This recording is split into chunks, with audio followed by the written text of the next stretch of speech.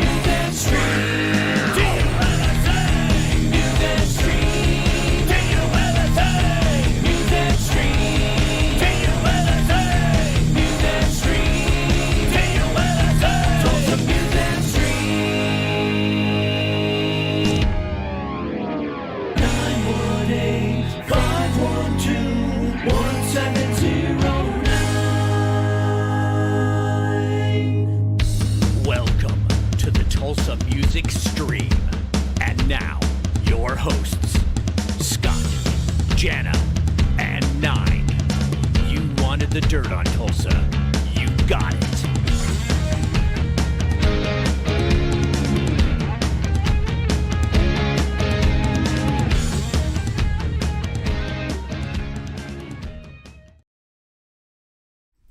Welcome everyone, Tulsa Music Stream here. This is episode 54, and before we even get started on what's going on for this episode, make sure that you subscribe to our YouTube channel. That's always the first and foremost thing, and hit subscribe, and the little bell that gives you the notifications when we go live and all that good stuff. We're trying to feed our babies, man. Yeah. Come on.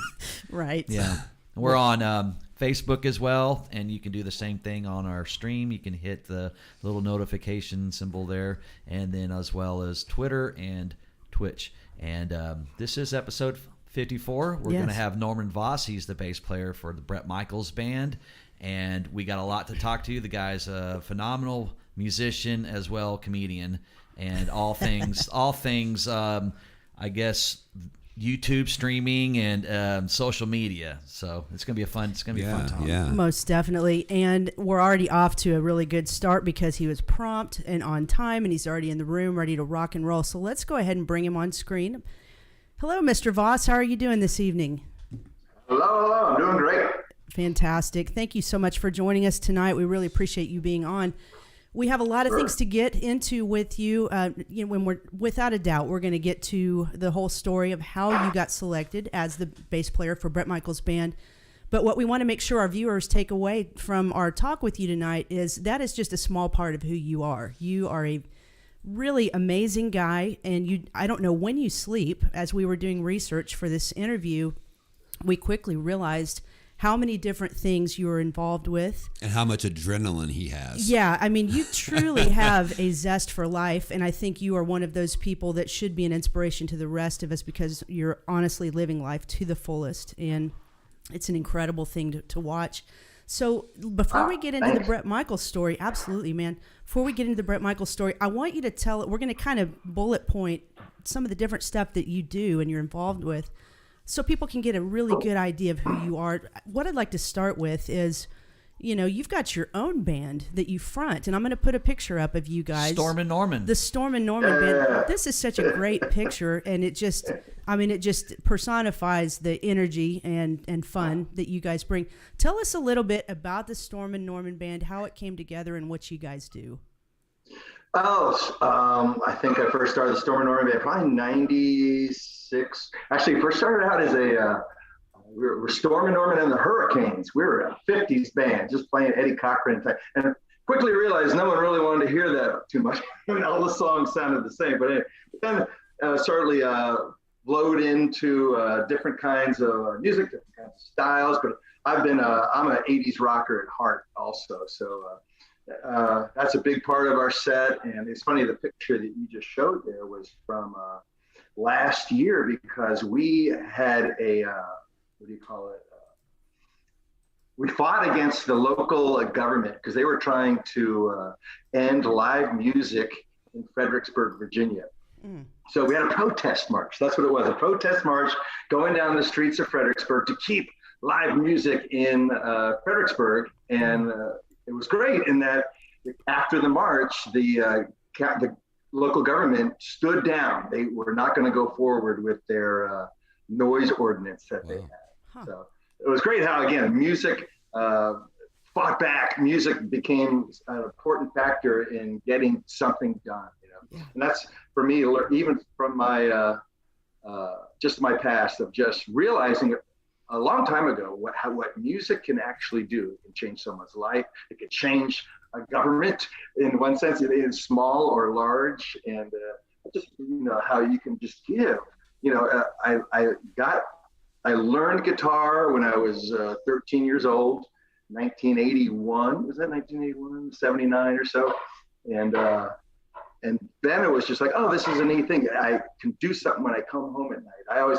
People want to say, can you show me guitar? And I said, well, I can give you like an hour lesson. And that's everything I know. I can teach you in an hour. But the real important part is to want to do it. You got to want to do it. You got to want to come home at 1 a.m. from being out all night. Before you go to sleep, still want to pick up the guitar.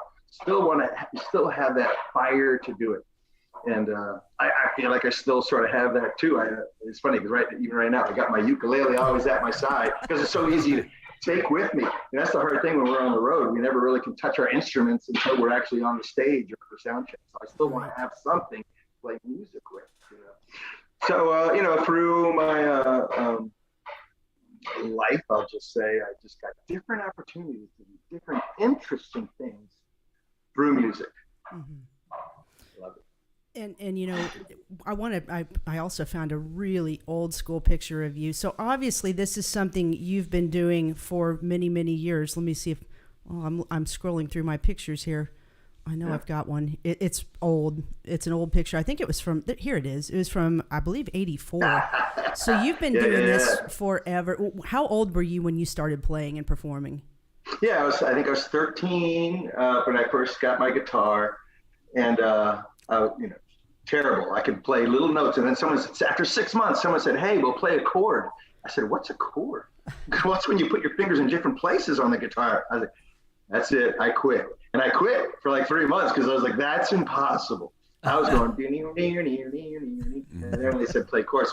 But then I came back 3 months later, and it was a little easier than before. So then I was like, "Wow, I can play chords," and I kept at it. So that one picture was from 1984, so college days. And it's funny with that look because right around that was definitely my Scorpions influence look. I wanted to be Matthias Jabs and Eddie Van Halen rolled into one right there. That's awesome. And what are you playing right there? An Explorer? Gibson Explorer, yeah. Nice. You imagine what you probably thought back then. Had someone tell you, it's like, yeah, man, you're going to be jamming with the Poison's lead singer on his right. You'd be like, what? Nah. Exactly. Yeah. Well, I don't know. One of the first videos I put out after playing with him was a video of me playing Talk Dirty to Me in 1987, like early 1987. It was like 4 months after their record came out of Look What the Cat Dragged Did. My band already learned Talk Dirty to Me. And it's a video of me playing Talk Dirty to Me in 1987, and then it switches over to 2022, playing with Bret Michaels. That's pretty cool. That's insane. That's cool. So how much of do you feel like your life has changed any since all this has kind of been going on? I mean, kind of took you by storm a little bit. Yeah, Storm and Norman. But True. And it was from one day to the next kind of thing. Has anything changed other than maybe your life schedule? Oh, exactly. The weekends are now taken, and it's interesting. It's not, everyone always asks me, how's the tour going? I'm like, well, it's not really a tour, but it's usually every Thursday or every other Thursday where I'm flying out somewhere and then coming home on Sunday, which is awesome. Perfect. That's perfect. Yeah. I'm still looking for the bus tour. I'm hoping we were hoping that was going to come up later this month. It didn't happen, but we'll see. Who knows what the future holds, But that kind of leads well into what I wanted to talk about next, which are the other sides of you that maybe don't have anything to do with music. Well, I guess they kind of still do, but we looked at your profile and tell us about Voss Weddings. There you are. It looks like you're singing at a wedding. Still musically involved in that, but tell us about Voss Weddings and what you guys do with that. Yeah, I'm pretty much almost ending that because of I've done over 500 weddings, And actually what happened was my wife was playing bass in the band. And which I found fascinating when I was reading up on you. We'll get to that. Oh, yeah. That's great. Yeah. And so she was pregnant, and I just realized, I said, you know what, you're not going to really want me to go out while you're home taking care of the baby while I'm still out playing in a rock and roll band. So at the same time, someone came up to me. I was playing acoustic at a bar, and they said, actually, rolls into another thing. They just said, hey, can you play at a senior home that I manage? And I said, sure, but they're not going to want to hear me play Jimmy Buffett or whatever I was playing at the time. They're going to want to hear Sinatra or something. There's that. So I started learning all the Sinatra songs and Dean Martin. And then from that, it rolled into, man, I could sing this at a wedding probably. Because the band played some weddings. We just, for the fun, it was good money. So I thought, wow, maybe I should start advertising this as being the crooner at the cocktail hour. And so, I was in a sense, I'm a wedding DJ, been over 500 weddings, but what keeps it interesting for me is that I'm singing. I get to sing in front of a microphone. I play classical guitar during dinner or during the ceremony. And it's so funny. I put out several videos of me playing Home Sweet Home by Motley Crue on classical guitar during the ceremony. No one really knows. Uh-oh. Oh, boy. Norman, we're losing you. We have frozen up there temporarily. I think we froze up. No, he's there. Wait. Let's hang in there with it. Norman, your connection's kind of freezing. Can you hear us? I'm having my own little concert. There we go. I always play. Shoot. Well, crap. Okay, hold on. We're gonna get Norman back. I'm gonna try to chat a message with him. I hear him. Yeah, you guys stick around. He's got a great story. So. Yeah, I hear you. All right. Okay, the connection's kind of freezing on us here. Shoot. Do me a favor. There you go. Try to come back in. We'll see how it goes with you coming back in. Storm back in. Storm on back in here, Norman. Anyway, we got some people in the chat room, and if you guys can go ahead and share our stream on your Facebook profiles and pages and your groups and all that good stuff. There you go. There we go. Thinks he's coming back, but all right, we're gonna get this. Okay, I think he's. Are you there? There I am. Do you hear me? yes. Yeah, we can hear you. It's still kind of freezing up. There's not always a ton we can do. Oh, it says Norman Voss's network bandwidth is low. Norman, you got to up your bandwidth. Oh no! So it's my fault, huh? I according to this, You didn't know. You were too busy doing other stuff. It's okay. I'm gonna try to. Anyway, go ahead. What we're gonna try If to. it messes up again, I'll try my daughter's. All good. I'm gonna try to put you back on screen here. Okay, there we go. Now you're on. Okay, so try to pick up Great. where did we lose him at? Do you guys remember? Well, we're talking about the weddings and stuff. At weddings, playing Scorpions and Motley Crue. we were wedding. talking about you doing the crooning. The Sinatra. Yeah, the Sinatra. Exactly. Right. But I had fun with that. It's always great to play music, and like I said, that even learning all that Sinatra stuff really started from singing at senior homes and stuff. So it was great how me wanting to do something to help the community led me into this whole other career, because weddings are good money, and I got to play sing while I was doing it, so I enjoyed it. But now I think with COVID, it sort of came to an end, and I'm sort of glad. Yeah. Sometimes things have to also come to an end, and then new doors open, as it did. Sure, absolutely. There was something else on your profile that fascinated me. A couple more things, and then we're going to start getting into the story about how you got hooked up with Bret. But tell me about, what is Marine Corps Base Quantico? Because it said you work there, and I pulled this really cool picture of these Marines doing their thing. Tell us about your involvement with that. Well, I also, since high school, I started working for Department of Defense. Just as a startup clerk typist. They didn't even have computers back then. But now I've been doing it, which again, I think allows me that I am going to actually retire from the federal government this October is my plan.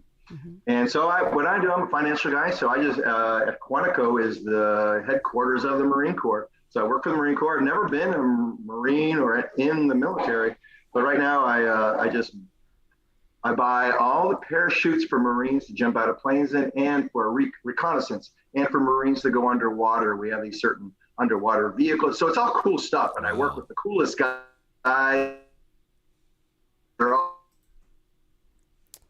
Damn. You're freezing again there, buddy.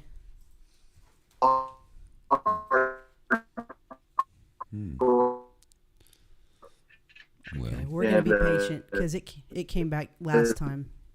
Yeah, we're losing you again. So great pride in doing that. Okay, hold on here. Shoot. That's the beauty of going live right there. You know, It is. There he is. He's back. Oh, his daughter is here. To the rescue. Yay! There you go. Let's put her on.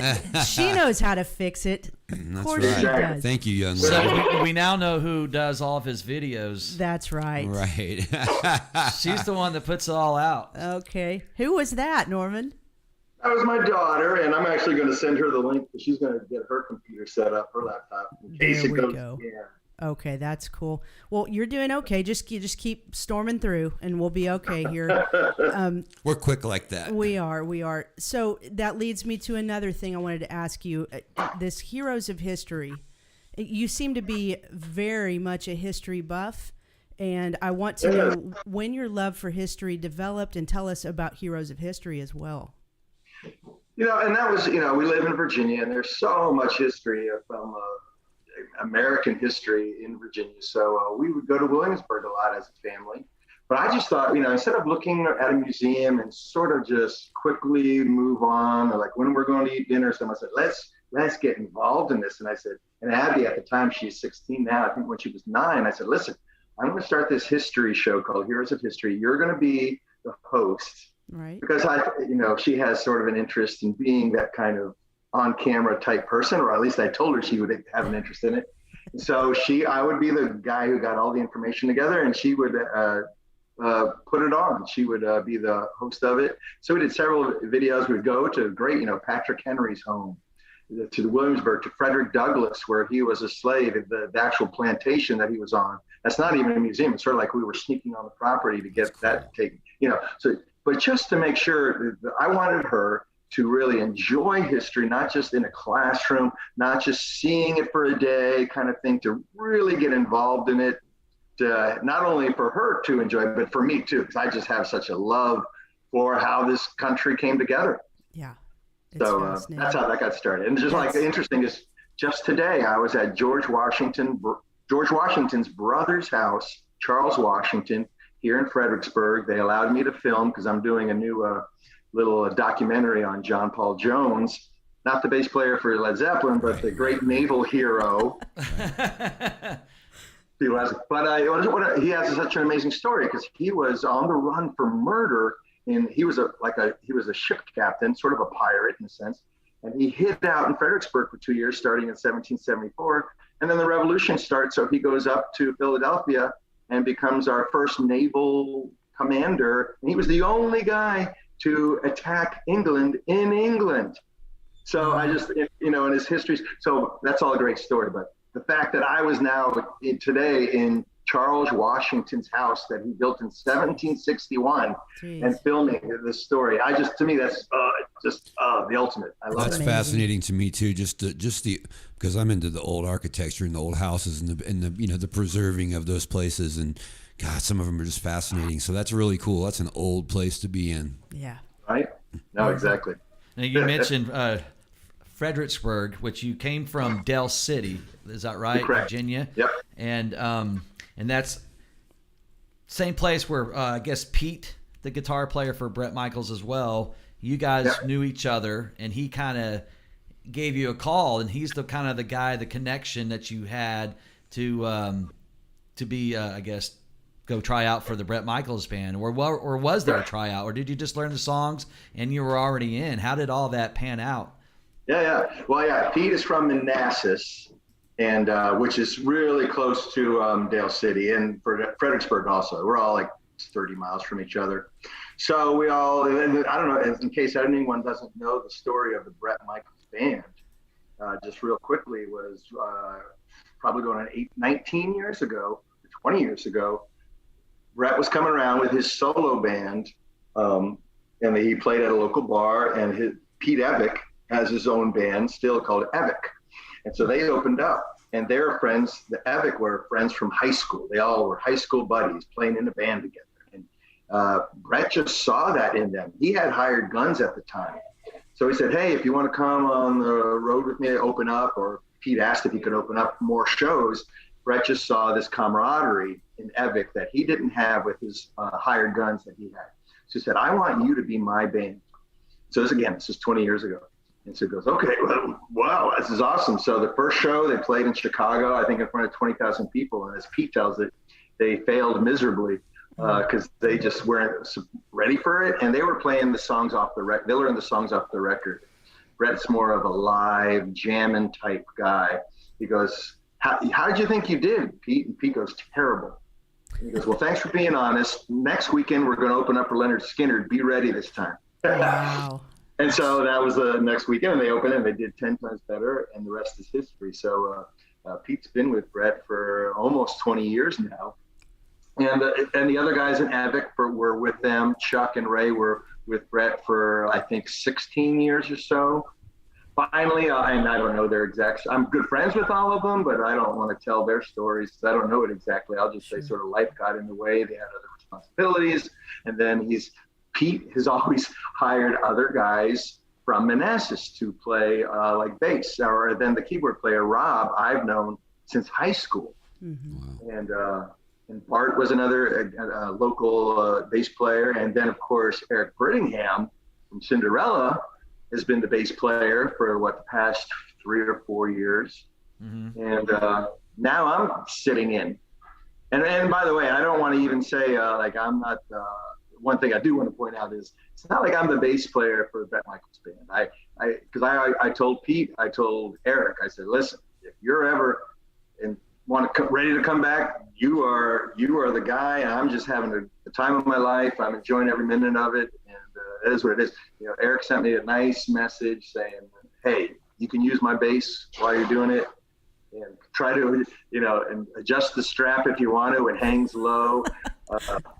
Which is funny since you can't adjust it. There's no adjusting thing because he flips his bass. He's famous for flipping. Oh, sure. It's screwed in. You can't take it out. So now I play a really low bass, and I'm loving it. It's because it's Eric's bass. There you go. Wow. So you actually are using his bass. Yeah. I was going to ask you, because I'm a bass player, I was going to ask you what kind of basses you were playing. So what kind of bass are you playing of Eric's? That is Dean. It's a Dean. I think they all, Pete and Eric have a, what do you call it when you have they're sponsored by Dean. Oh, right. Cool.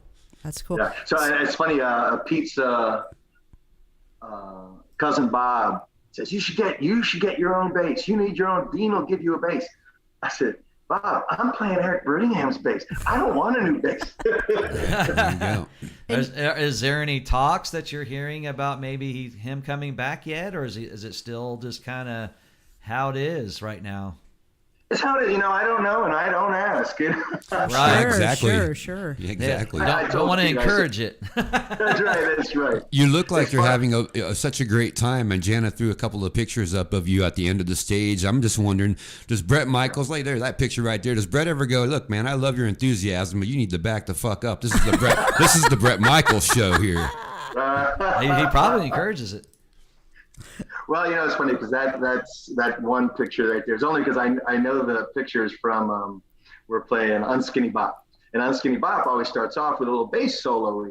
And I was wondering, like, hey, I'll hold back, and no, he's like, no, go out there, do the thing, show off. So I'm like, okay, if you want me to, then get your approval, then there you go. I will. So he gives you a lot of freedom, then I'm assuming, and it's not so much a regimented.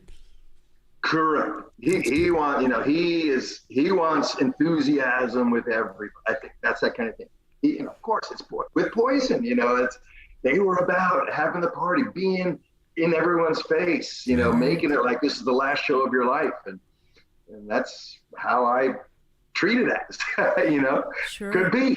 Well, let me ask you this. So they're getting ready, Poison is getting ready to start the stadium tour, if I'm correct. I mean, does that just put the Bret Michaels Band on hold, or will Bret Michaels Band be doing shows while the stadium tour is going on?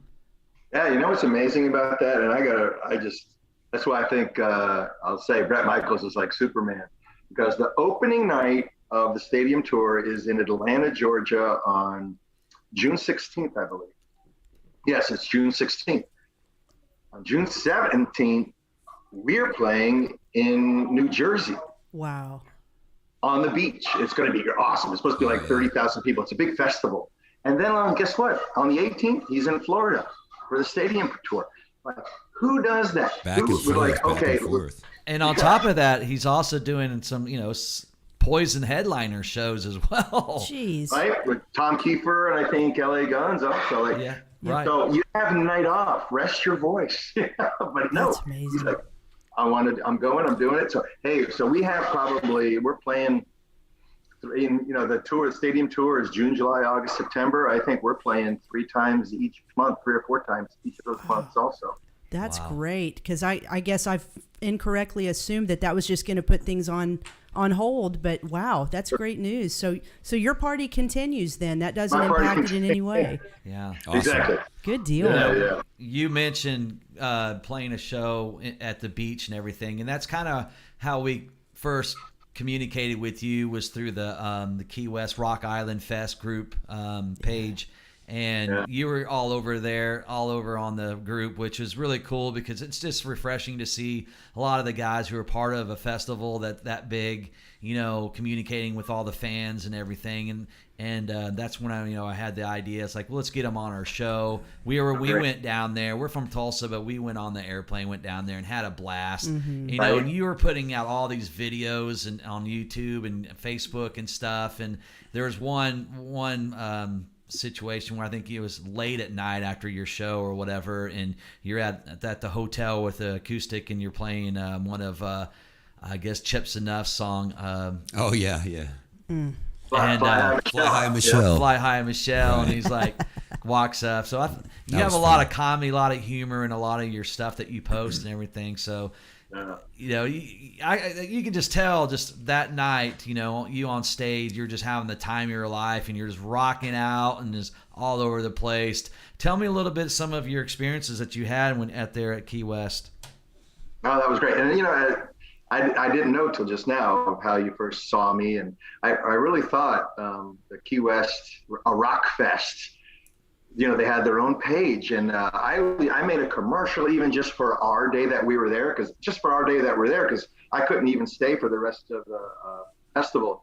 But the bands that we were playing with, Steelheart and Winger and Firehouse and Night Ranger, my mind was being blown. So I even just made a commercial for that, and I put it on that page just to start getting excitement going.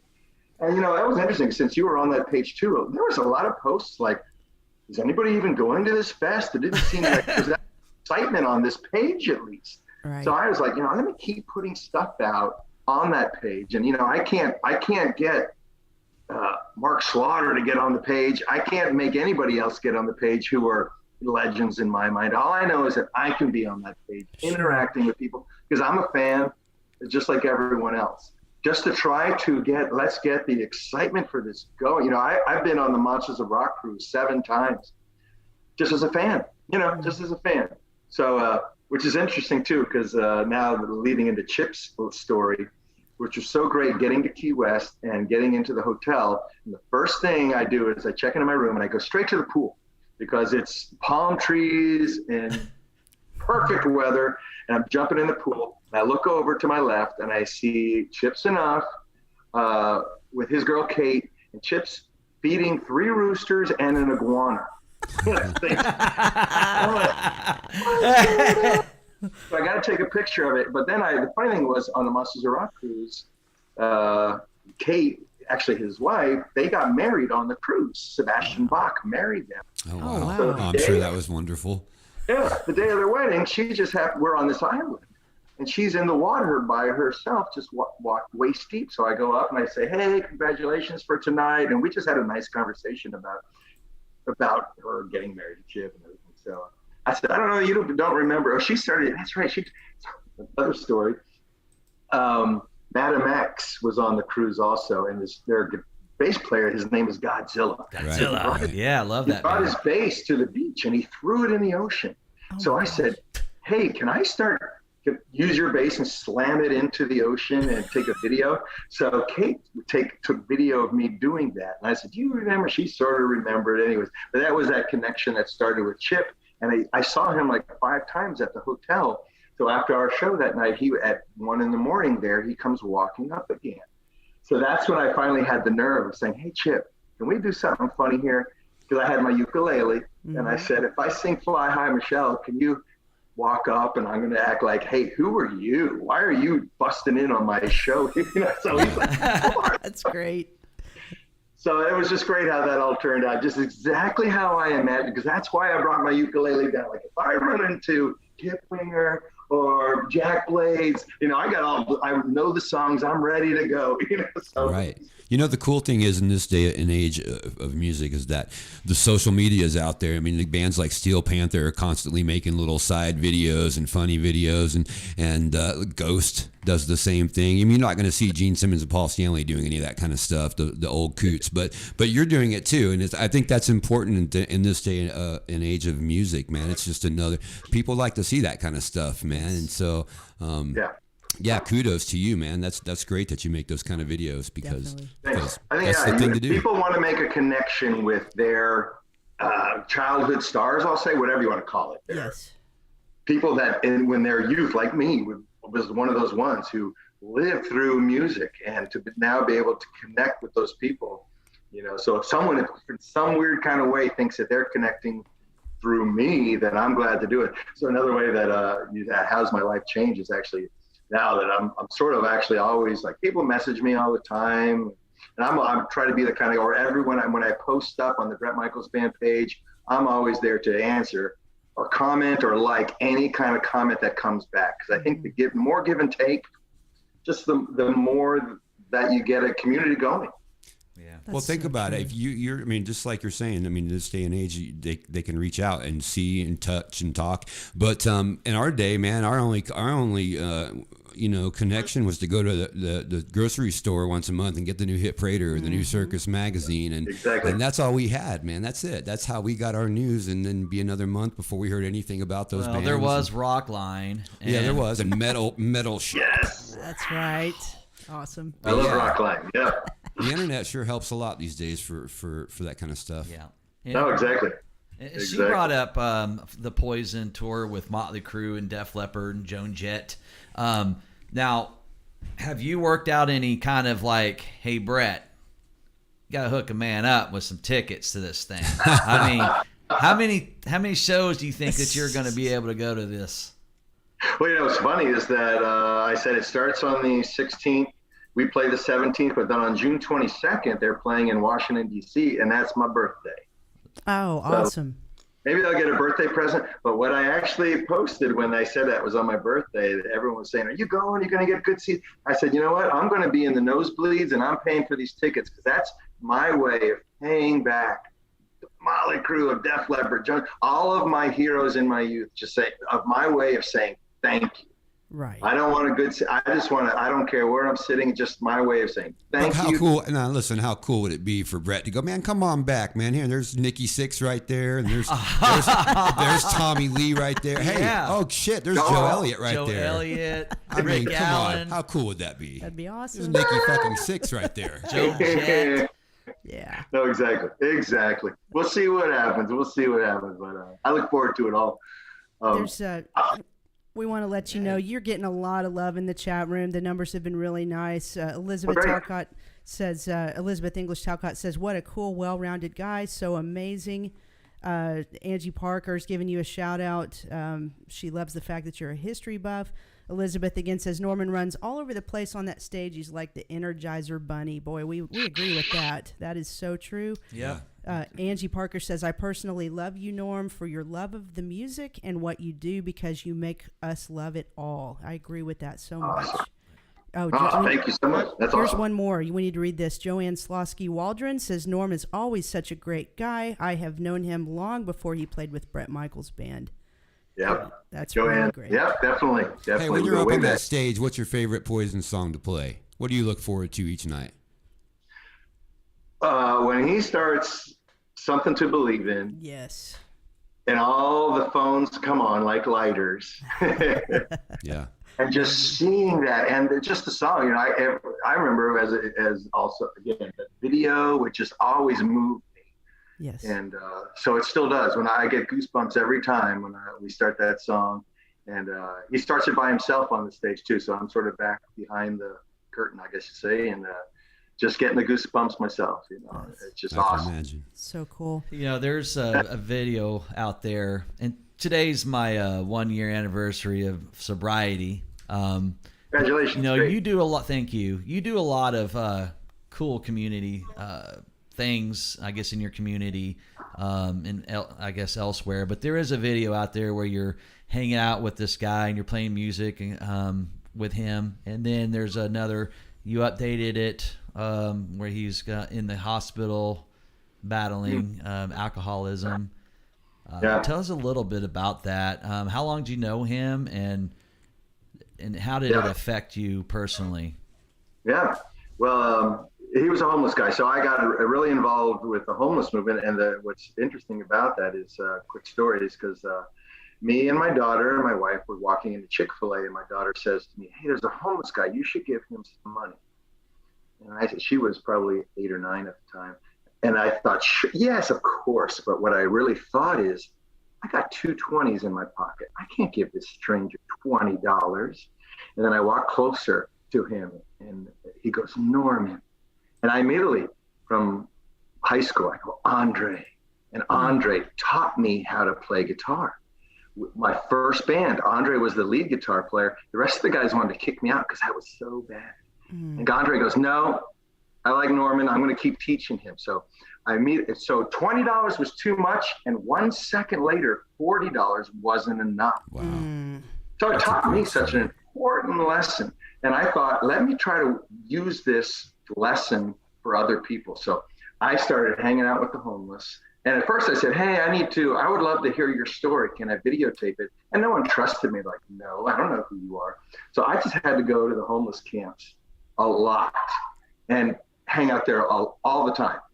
So they knew me, and I bring my guitar. It's always an icebreaker too. Music is the icebreaker. And so I met this guy, Mike Woods, and I knew him for about 4 years. And my band played at a homeless camp one time.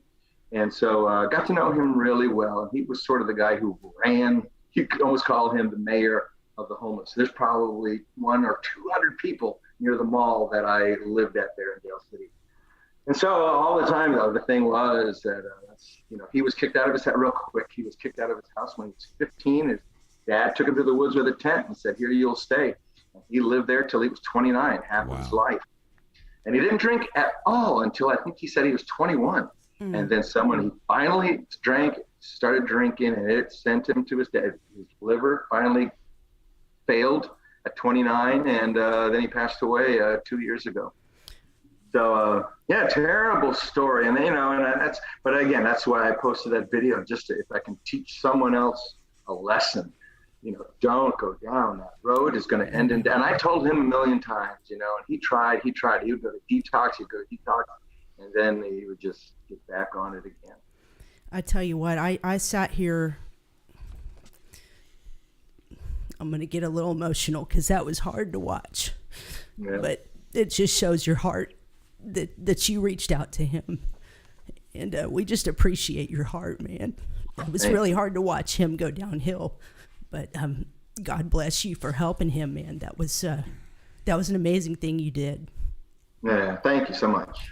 Here's the thing is, before we came on, after watching, I mean, you go and entertain the old folks, and you go and entertain the homeless people. And I mean, right, what I said right before we came on is this guy deserves the gig that he's got, man. This guy, he's earned this, man. This is That's for sure. Kudos to you and congratulations, because Thank you. just like she said, your heart it shows, and the love of music shows. So, and as lifelong musicians, that's something that we can all appreciate. So you deserve that gig that you got, man. Absolutely. Live that shit up, man. Absolutely. Yeah, I mean, especially in the type of genre of music, I'm sure there's a lot of jaded individuals and self-absorbed individuals here and there. We know there is. So, I mean, for you to come out and just be the complete opposite of all of that, and just kind of show your heart, and I didn't even realize that about you. I just knew that you were a funny guy, right? And you were, kind of a showboat on stage, which is a good thing for me, and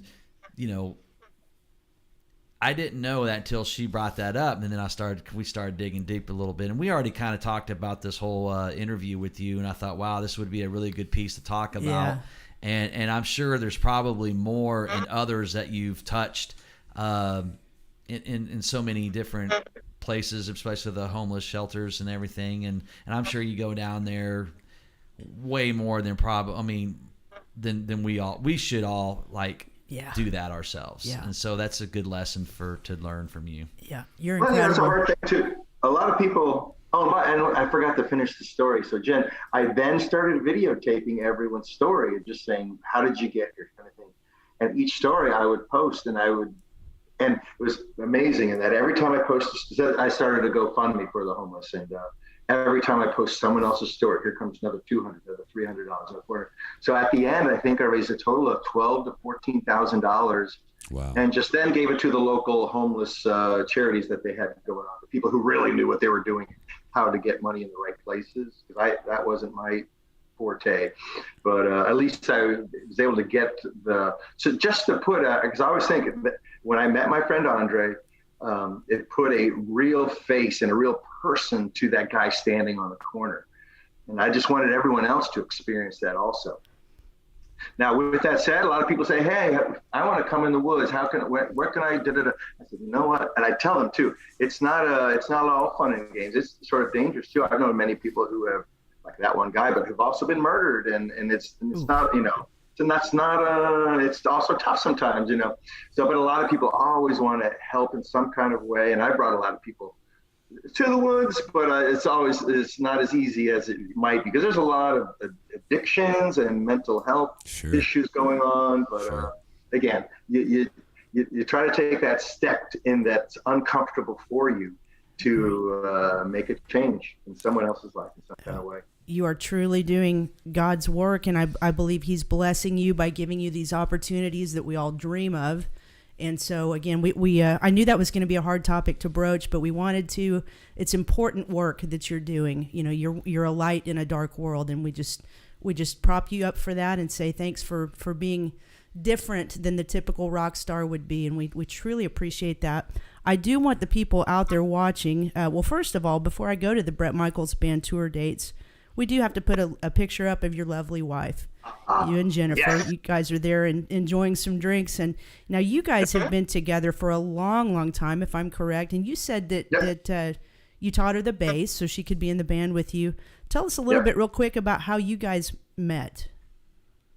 My band was playing, Storm and Norman band was playing a show, and she showed up. Her name's Jen. So she showed up with 3 other Jens, I believe. And so I, of course, had to play 8675309 for them. That's great. That was the start. And then, though, she came to so many shows, and I was like, don't come to anymore. You're going to get sick of me. And she goes, you're the one. How can you be an entertainer and say, don't come to a show? But anyways, I said, you know what, you're going to get sick. So I said, you know what, I'm going to teach you how to play bass. And 3 weeks later, she was playing with me 36, we'd had 3 1-hour sets. I had the letters A to G on the floor, and I put my foot where she should switch them. Wow. But real trooper. And we played for every weekend for many years until we had our daughter Abigail. And then she's like, okay, I've been doing this for you, but now I'm going to be a mother. And I said, kudos. That's fine. so cool. It's all good. Yeah. Very sweet That's story. Really cool. Very sweet story. I did want to ask you a question about Virginia. What was the music scene like in Virginia in the 80s, and what is it like now? Yeah. Well, in the 80s, my first band was called Sinister Grin, or the first cool heavy metal band. And there was a lot of clubs, and we were playing every weekend. And it was just that scene. Now, we're close to Baltimore. There's Hammerjacks, the legendary bar, or the Bayou in Washington, D.C. And all the cool bands would come through, and we would get to open up for some. And so that was all great. But nowadays, it's interesting to me. I'm still playing in my band. I played Friday and the last week. We still play all the time. But I ask my booking agent, because I say, man, I'm in my 50s. I was like, do you book any bands who are in their 20s? And he goes, actually, no, I don't. Because I said, you got to be in your 20s to really have the friends and fans who like, I'm coming out every weekend because I got nothing else. My friends in their 50s, they like their couch more than they like going out. Sure. So it's hard. So we're just slowly, it's funny, we're slowly gaining the younger fans who then come to see us. But I do see it I don't see the younger type bands around anymore. I'm seeing it nationally. I think Eddie Trunk's pushing a lot of younger bands, and I'm starting, and through Bret Michaels, I'm becoming friends with them through Facebook and stuff. So I do see that going on. I think that's great. But locally here, I'm actually sort of just surprised. There's a lot of the people who I know in the 80s and 90s who were playing, are still playing, which I think is great. But I don't see much new blood coming around, Do you remember Dave Grohl playing in Washington in the Scream? Well, it's funny. I got a quick story about that. I never saw Scream, but I played in a punk rock band called the Meatmen, and they were big back in the day. So we opened up for Guar. Wow. Several tours in the mid '90s, and so 3 years ago, here's another homeless story. I play in a show, and Skeeter Thompson is playing on the show too, and I knew he was the bass player for Scream. And I said, Skeeter, man, it's so great to meet you. And he was such a humble, nice guy. And I said, hey, I'm going to play in the woods next weekend for the homeless. Would you like to join me? He said, of course I would. So Skeeter Thompson actually found Dave Grohl. He was when he was in Scream. So Dave was only 16 or 17. Right. Young. His mom asked the band, hey, you're going to take care of him? I don't know if I should have him join you guys, because they were going to go to Europe soon after, and they did. But Skeeter took him like, we'll take care of him, don't you worry. So it's so great that I got to play with Skeeter Thompson. So Skeeter, by the way, so Skeeter sort of joined my band. He played for probably like 10 shows. He moved now up to New York area.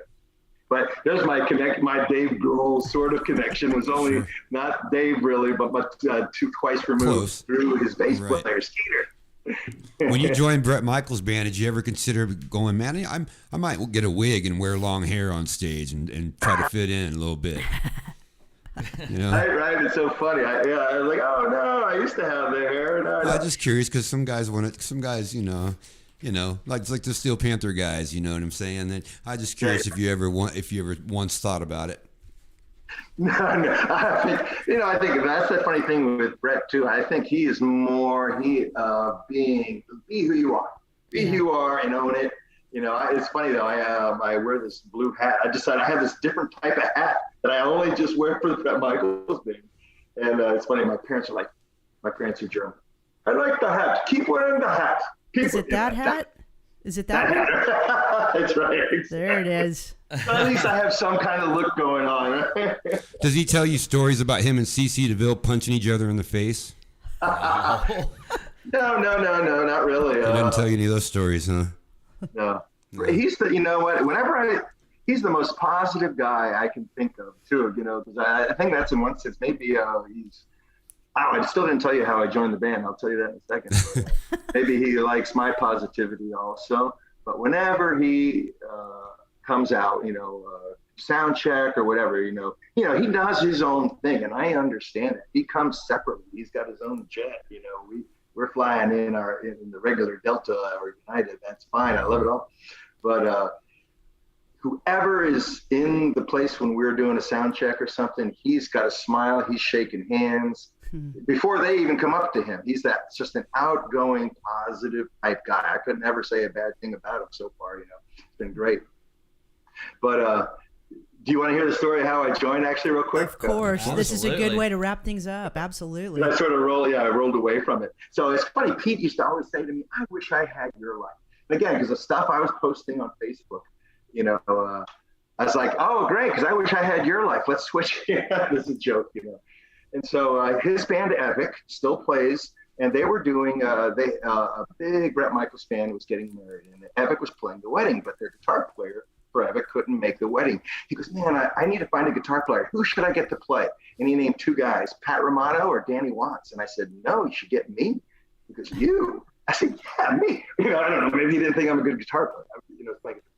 So he goes, okay, yeah, let's try it. And so I learned all their cover songs. It's like 20 songs. And I said, you going to play any originals? And he goes, well, the guy getting married loves Epic. So if you want to learn them. So I learned all 12 songs I learned 12 songs of the originals.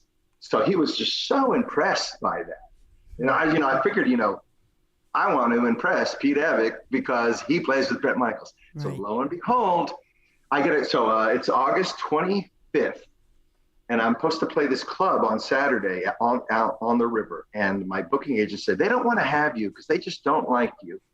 And I was like, oh, okay, fine. And I hung up the phone just feeling so dejected, like, oh, maybe I'm done. No one likes me anymore. 30 seconds later, I get a call from Pete. What are you doing Friday? I go, nothing now. Why? You want to play in Oregon? I go, yeah, with who? With Bret Michaels. I said, sure. He goes, learn the songs and be ready. So that was Tuesday. Wednesday, he calls me up. He goes, hey, why don't you come to my, he has this little, he has a candle company. So he has a place where he puts it's like a garage, big garage.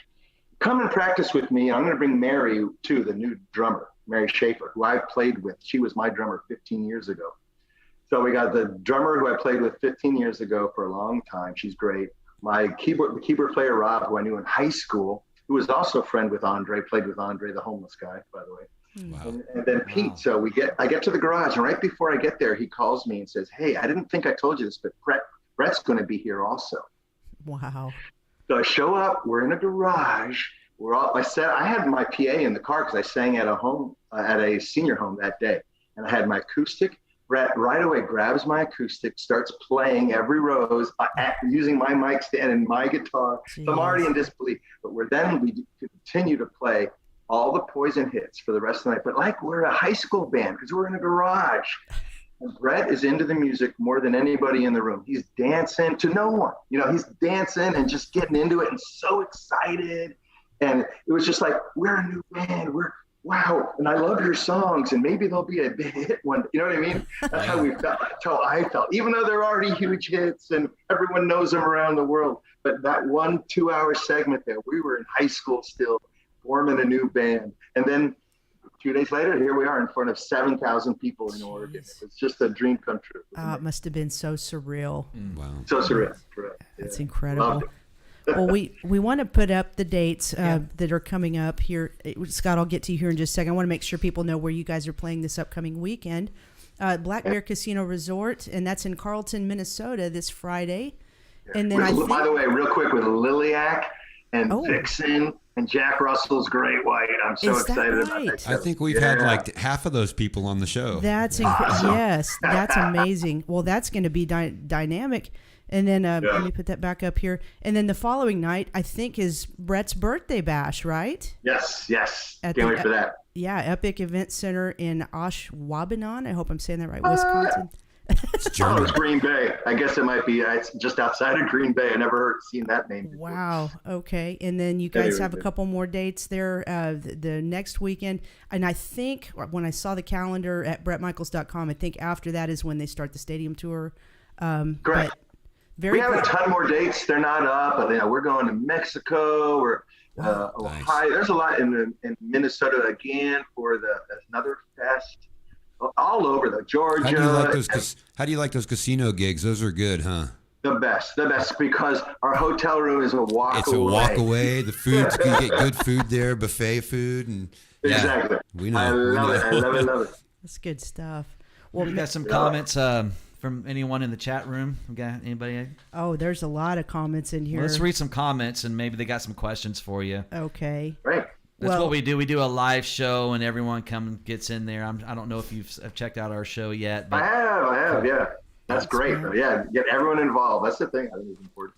But Yes. with the live show often comes snafus that are beyond our control too. So But that's okay. We fought through those. I'm not even talking about his. How about the first Chips Enough interview? Oh man, yeah, we've had some doozies on here. Tonight was nothing compared to what we've Okay. had in the past. But here's one from Brenda Lawson, and Scott, I'll let you read one after this. But Brenda says he seems like a real cool, awesome guy. He's a great musician. He's playing with the best rock star in the world.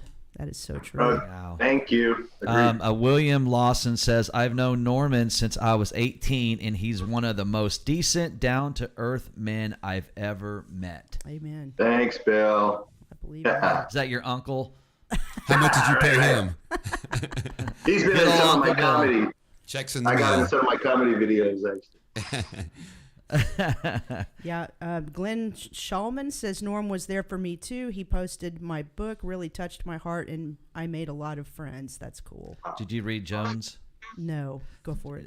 Joan I'm going to say Slosky Waldron. says, and Norm is always there for anyone, senior citizens, homeless people with mental issues. He has a special gift to make people smile and feel better no matter what life throws at him. Oh, it's great.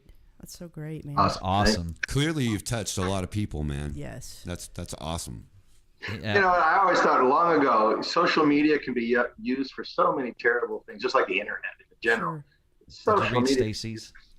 make people hate each other, but I just want to. If I'm not posting something positive, then I don't want to post it. Yeah.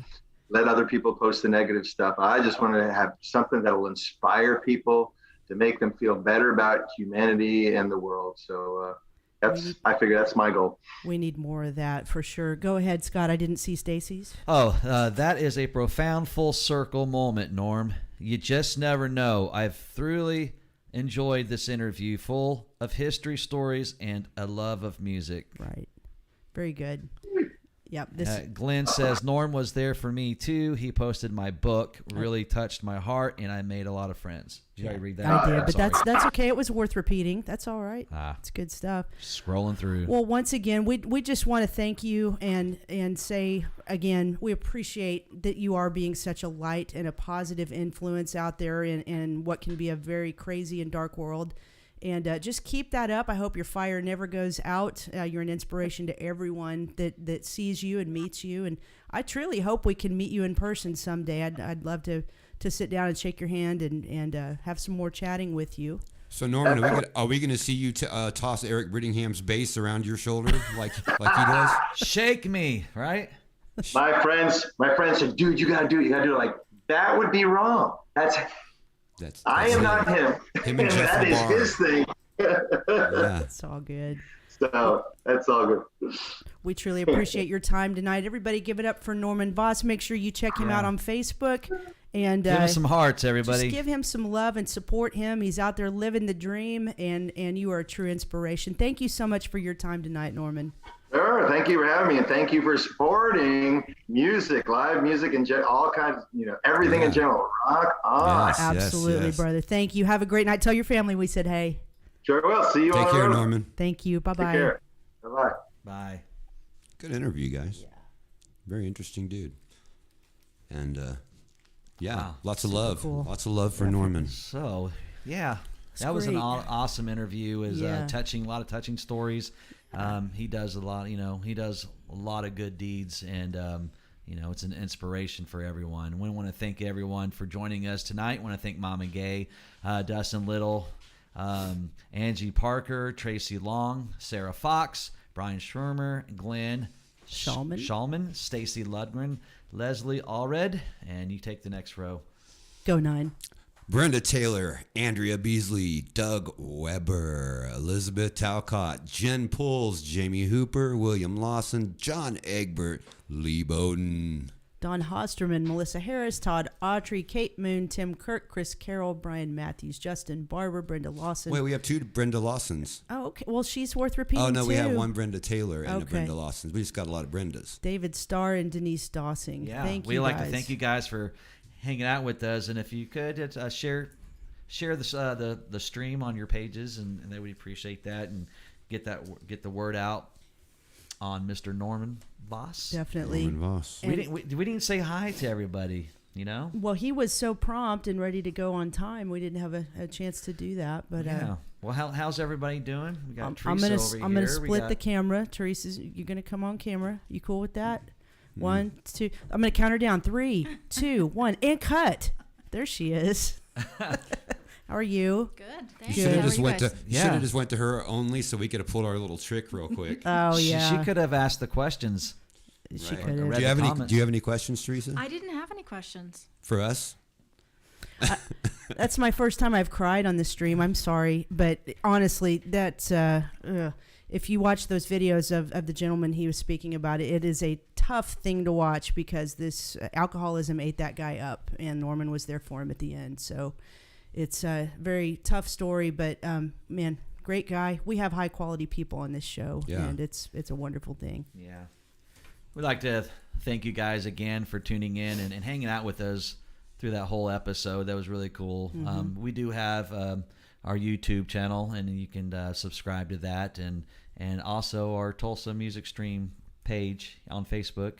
Hit follow, hit like, whatever it allows you to do, and you know, Get the swag. Tune in to some of our streams. We have a lot of fun. We bring in a lot of cool people, have a lot of great stories. We haven't really had any bad interviews. Nope. No. That were just horrible. Well, maybe the Chips Enough first one that he didn't show up to. But That he was- he redeemed himself. yeah, though. he did. for We had an sure. amazing interview with him. So a lot of the guys and guests have made it up to us. And we just have a lot of cool conversations with these guys. We know we do our homework, and we and a lot of the stuff that we've already known because we lived through it ourselves, and we're fans for a lot of these groups and musicians that come on here. So we kind of already know a lot of their history, and so it's just really having a conversations with these people, and it's just fun, man. It's cool, and I'm glad you guys are having fun as well.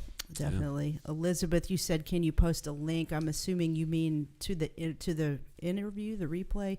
It'll be up as soon as we sign off. I think she meant probably any the- link. Just post a link. I think she meant for the homeless video. Oh, okay. Yeah. If you go to Norman's page and then go to his video section, I think it's the ones he's uploaded, but it's a tough watch. I'll tell you that. I sat in here and bawled yesterday like I did today, but great guy.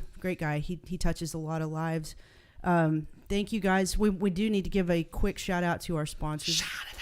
Let me Shout it out. DEB Concerts. This show sold so well that they turned it into a 2-nighter. So March 24th and 25th, Snoop Dogg, Ice Cube, and Warren G. Ice Cube, what you got in my drink, homie? At So the what does that POK mean? That Center. Snoop Dogg does the one night and then Ice Cube does the next?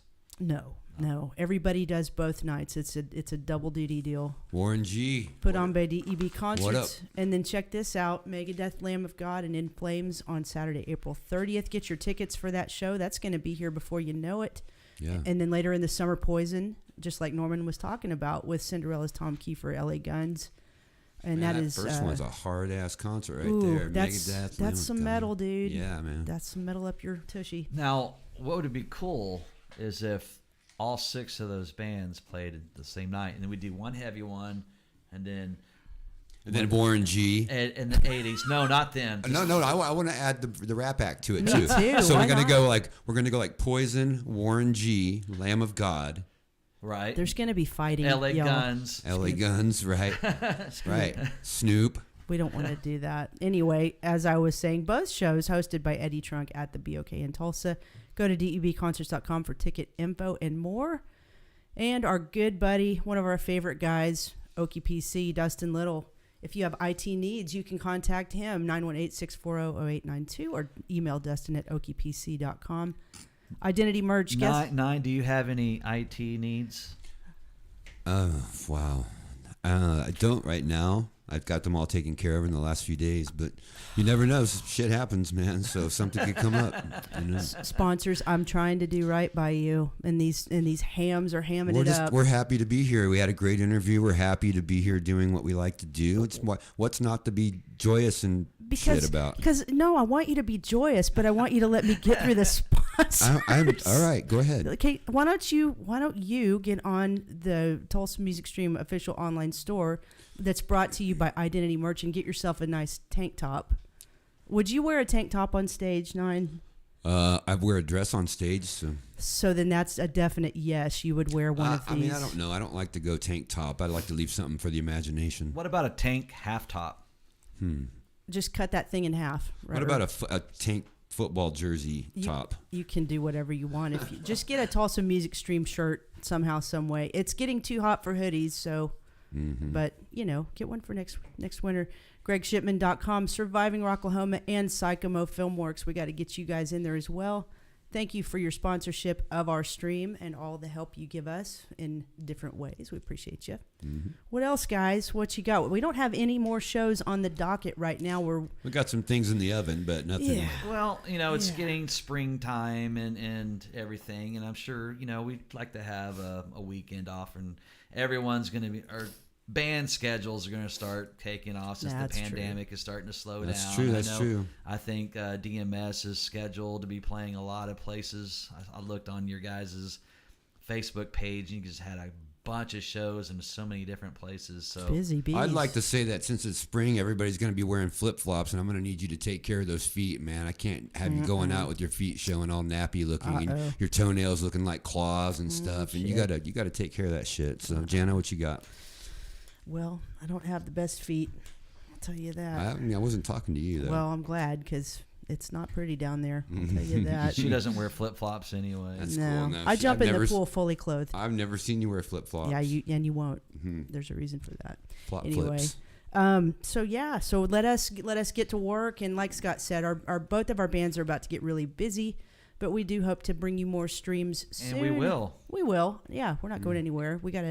We gotta lock in some guests and then get back on here. So be watching our page, Tulsa Music Stream, and we'll keep you updated on what's coming up next. Yeah, and Storm and Norman, if you're listening, hook us up with Bret Michaels, man. Oh, you did it, didn't you? Yeah, there it is. Let's get him. Oh man. Anyway, yeah, great interview with Norman Voss tonight, man. Thanks for all of you guys for sticking around with us. Make sure you wave bye, Teresa. Timothy says, anyone want to buy any of Nine's childhood stuff? Running a sell on them. That's nice of him to do that. And that's the guy. And hopefully I receive a little bit of the profits from it. Yeah. Just leave my underwear in the box, though, okay? My old underwear. Elizabeth Talcock says, and Nine is in about 500 bands, so... I'm not really. That's not true. No. It's 497. No. Just my solo act, Coot Dixon and DMS and... Hi, Sarah. Oh, hey. Sup? I didn't see that. Is that our Sarah? Never mind. I got lost. Who is it? The Kirk family's on tonight. Oh, hey. Oh, my whole family's in here. Okay. Hey, girl. What's up? What would be cool is like if your family was just chilling like in the living room and was just you guys want to interview them? We can just go ahead and call them up and then get them on Zoom. Casting it on There their were so on their TVs, just watching this, Absolutely, They're yeah. good people. Yeah. Nitpicking everything you say and do. That's okay. This show does look good on TV. I will say that. We're tiny. We're like little ants on the phone, but if you blow it up, you see all our wrinkles. Absolutely. We don't have a makeup department yet, so yeah, we don't. Well, I guess that's enough of that. Enough of our bullshitting. You guys have a great week. We will be back at some point, so keep an eye on the page. Thanks again to Norman Voss. Thanks to all you viewers who continue to support everything we're doing here on Tulsa Music Stream. Appreciate you all very much. Have a great week. See you soon. Follow those pages. Follow your dreams. Oh. Way ahead of you guys. All right. Good night, everybody. Bye, y'all.